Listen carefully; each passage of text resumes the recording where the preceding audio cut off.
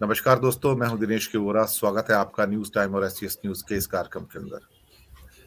दोस्तों, भारत में इस समय प्रवासी भारतीय आयोजन चल रहा है मध्य प्रदेश के अंदर, जिसमें बहुत सारे नेताओं ने भाग लिया है। विदेशों से 3,200 से ज्यादा जो हमारे एनआरआई मेहमान हैं उन्होंने भाग लिया है, और प्रधानमंत्री भी उसके अंदर, उनका भी एड्रेस हुआ है। लेकिन असली खबर आज के न्यूज़पेपर में और जो वेबसाइट पे है वो ये है कि वहां पर मिसमैनेजमेंट इतना ज्यादा था कि लोगों को हॉल के अंदर जाने का अवसर ही नहीं प्राप्त हो पाया। धक्का मुक्की हुई, एक तरह से कमोशन रहा। कई लोग घायल हुए हैं, कुछ लोग हॉस्पिटल भी पहुंच गए उसके अंदर। एनआरईज के अंदर आक्रोश देखा जा रहा है कि हमने डॉलर के अंदर पैसे दिए तो हमने क्यों दिए हैं, और हम यहाँ पर क्यों आए। अगर प्रधानमंत्री को सिर्फ और सिर्फ टेलीविजन की स्क्रीन पर ही देखना था तो हम अमेरिका में बैठकर भी देख सकते थे या कनाडा में बैठकर भी दे सकते थे। हमें हजारों डॉलर लगाकर भारत में आने की आवश्यकता क्या थी, ये प्रश्न चिन्ह भी उठे हैं। लेकिन आ, हमारा जो विषय है वो आज का थोड़ा सा इससे मुख्तलिफ है, थोड़ा सा अलग है। प्रधानमंत्री जी ने अपने एड्रेस में जो कहा, हालांकि एनआरआईज का स्वागत है, उन्होंने बाहर जाकर जो अचीवमेंट है उनका, उसका भी स्वागत है। और कहीं ना कहीं आवाज आ रही है शायद, मुझे लगता है।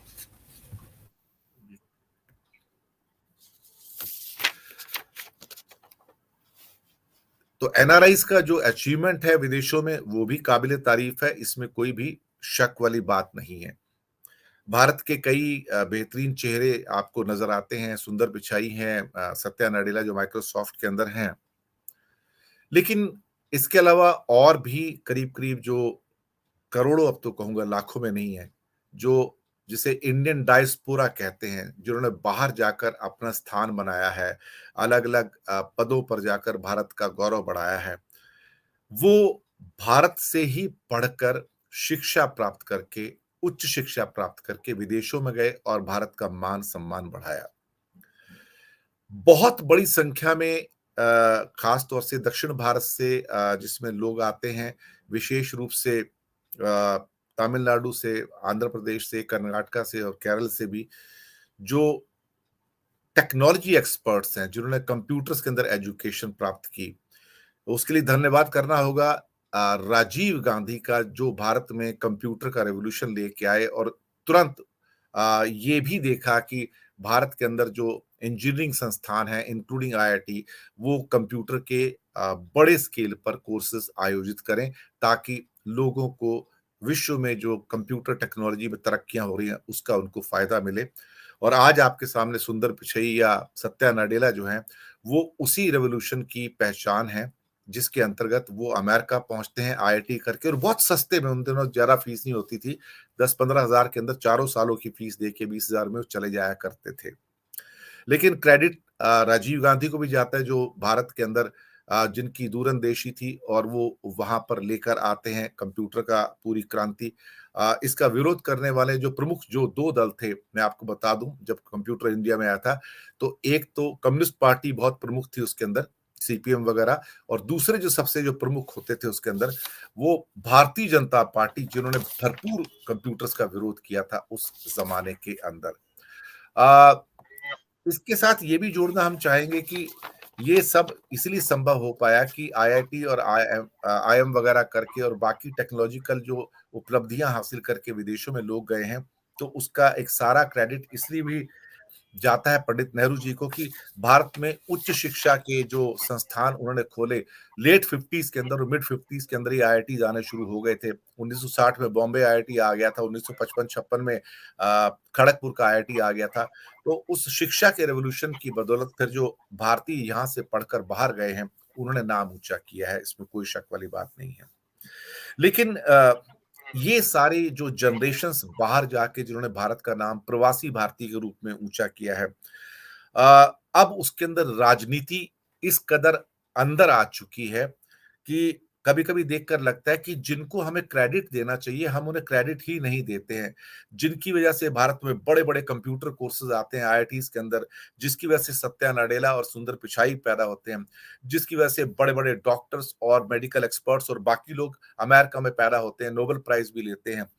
हम कभी-कभी उन दूरदर्शी नेताओं को उनके प्रति कृतज्ञता भी व्यक्त नहीं करते कि जो उन्होंने भारत के बारे में सोचा था उच्च शिक्षा का, वो आज जो लोग डिविडेंड उसका ले रहे हैं, उसका जो आज क्रेडिट ले रहे हैं, तो ये सारा जो फसल बोई थी, ये तब पंडित नेहरू, इंदिरा गांधी, राजीव गांधी इन्होंने फसल बोई थी, जिसका क्रेडिट आज ये लोग ले रहे हैं, इंडियन डायस्पोरा जिसे कहते हैं।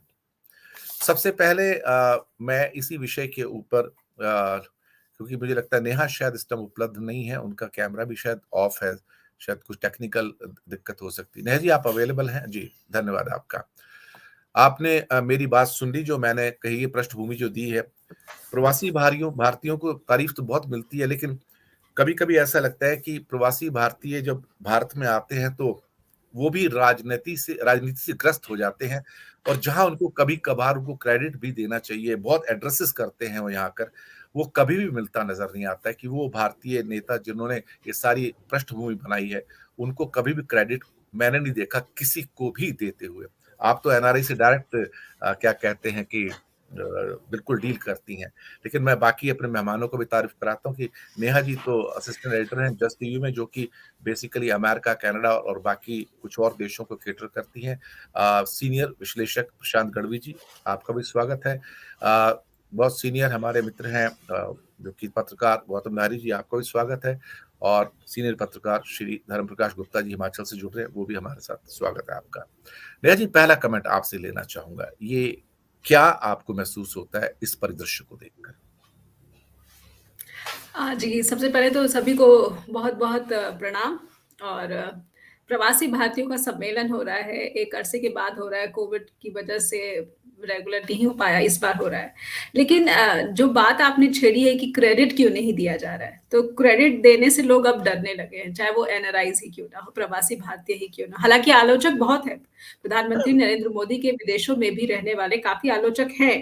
लेकिन जब बात भारत में इन्वेस्टमेंट की आती है, क्योंकि भारत मानिए या ना मानिए, एक बड़ा बाज़ार तो बना ही हुआ है।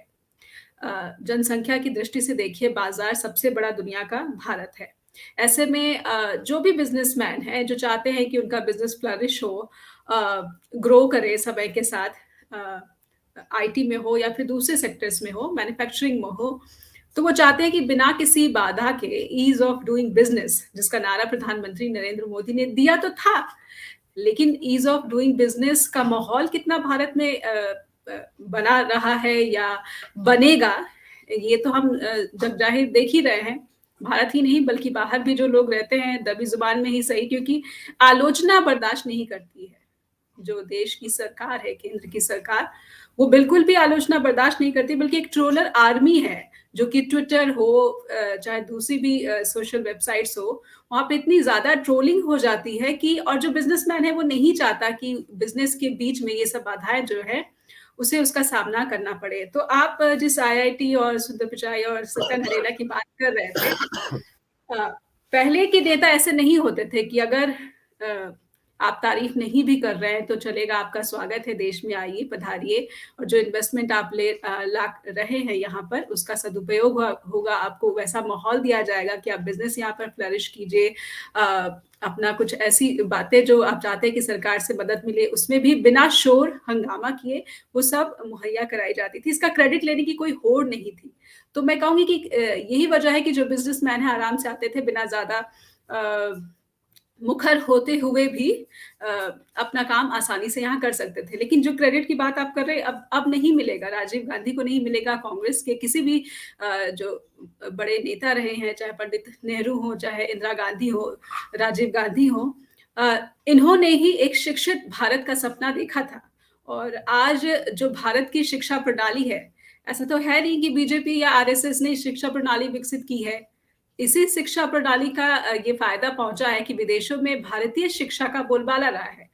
मैथ्स को लेकर देखिए ऋषि सुनक ने किस तरह से अब ब्रिटेन में ये कंपल्सरी मैंडेटरी कर दिया है कि सभी को जो भी 18 साल तक के होंगे उनको मैथ्स की जो एजुकेशन है वो लेनी पड़ेगी। तो कहीं न कहीं भारत में जो शिक्षा प्रणाली रही है उसका आधार इतना मजबूत रहा है कि विदेशों में जाकर जो भारतीय हैं, वो अपना लोहा मनवाते रहे हैं। सत्या नडेला हो, सुंदर पिचाई हो, इनको आधार तो भारत की ही शिक्षा प्रणाली ने दिया है। सरकारों ने यहाँ पर जो सरकारें रही हैं, उनको बिना श्रेय दिए तो ये नहीं कह सकते ना कि पिछले 8 सालों में ही ये सुंदर पिचाई बन गए, सत्या नडेला बन गए या फिर दूसरे जो भी नासा में एक अमेरिकी भारतीय मूल के अमेरिकी है, उनको भी एक सबसे बड़ा पद मिला है टेक्नीशियन का। तो ये सब ऐसा तो है नहीं कि पिछले 8 सालों में ही हुआ है। लेकिन ये जो प्रवासी सम्मेलन है, इसको ऐसा पेश करने की कोशिश की जा रही है कि प्रधानमंत्री नरेंद्र मोदी प्रधानमंत्री बनने से पहले भी प्रवासियों के हितों की काफ़ी चिंता करते थे। और पुरानी कुछ वीडियोज़ भी काफ़ी सर्कुलेट की जा रही है, कई व्हाट्सएप ग्रुप्स हैं, उसमें भी सर्कुलेट की जा रही है। लेकिन एक इंसिडेंट का मैं यहाँ पर ज़रूर ज़िक्र करना चाहूँगी कि एक सज्जन हैं, अ, उनका नाम मुझे धालीवाल फर्स्ट नेम याद नहीं आ रहा है, शायद तेजिंदर धालीवाल है। किसान आंदोलन चल रहा था उस समय और यहाँ उन्होंने किसान आंदोलन के दौरान आकर लंगर लगाने की कोशिश की कि जो किसान है ठंड में ठिठुर रहे हैं, आकर उनकी सेवा की जाए। आंदोलन से उतना उनका लेना-देना नहीं था, लेकिन सिर्फ़ एक किसान के सेवा के भाव से वो भारत आए थे और उन्हें एयरपोर्ट से ही वापस भेज दिया गया। उन्हें रोक दिया गया और इस बार उन्हें बुलाया गया है प्रवासी भारतीय सम्मेलन में। तो आप विरोधाभास ही देखिए ना कि ये सरकार अपनी आलोचना या अपने विरोध जो आंदोलन है, उसमें किसी भी प्रवासी को तो बिल्कुल भी चाहती नहीं कि किसी तरह से हस्तक्षेप हो या किसी तरह से उनकी बात सुनी जाए। उनको सीधे ब्लैकलिस्ट में डालने की धमकी, उनके बिज़नेस जो है उसको रोकने की धमकी। तो सरेआम अगर आप ऐसा करेंगे तो कोई भी बिज़नेसमैन या फिर इस तरह के जो बड़ी कंपनियों में बड़े पदाधिकारी हैं, वो नहीं चाहते कि अगर इंडिया को आप एज़ अ मार्केट देख रहे हैं, तो आप इंडियन गवर्नमेंट से नहीं चाहेंगे कि इस तरह की कोई अनकम्फर्टेबल सिचुएशन जो है डेवलप हो। लेकिन कहीं न कहीं, जैसा कि अमिताभ बच्चन महानायक भारत के उन्होंने कहा था कि देश में सिविल लिबर्टी हो, चाहे फ्रीडम ऑफ एक्सप्रेशन हो, उसका तो बंटाधार हो ही गया है। तो क्रेडिट तो देने की बहुत दूर की बात है। कांग्रेस अपेक्षा भी नहीं करती है शायद उतनी दमदार तरीके से कि उसको श्रेय भी मिल सके। तो प्रवासी भारतीयों के बीच में एक बड़ी समस्या ये है, बहुत बड़ी, जैसा आपने कहा कि इंदौर में अव्यवस्थाओं का आलम भी देखा गया। आपने बुला लिया, लेकिन इंदौर में जिस अस्पताल का आपने ज़िक्र किया कि कुछ प्रवासी भारतीय अस्पतालों में भी पहुँचे हैं, उनको चोटें भी आई हैं क्योंकि धक्का-मुक्की भी काफ़ी हुई है।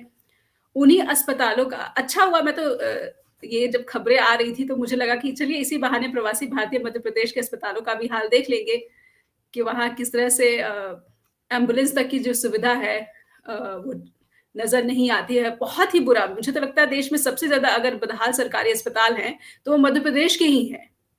प्रधानमंत्री महाकाल की बात करते हैं, बोलते हैं कि जाइए वहाँ पर यात्रा कीजिए, दर्शन कीजिए। लेकिन मध्य प्रदेश में किस तरह की सरकार चल रही है, इसका भी तो वहाँ पर प्रवासी भारतीयों को जो है दर्शन करने ही चाहिए। तो पता चलेगा कि यहाँ पर हाथी के दाँत दिखाने के और खाने के कुछ और है। जी।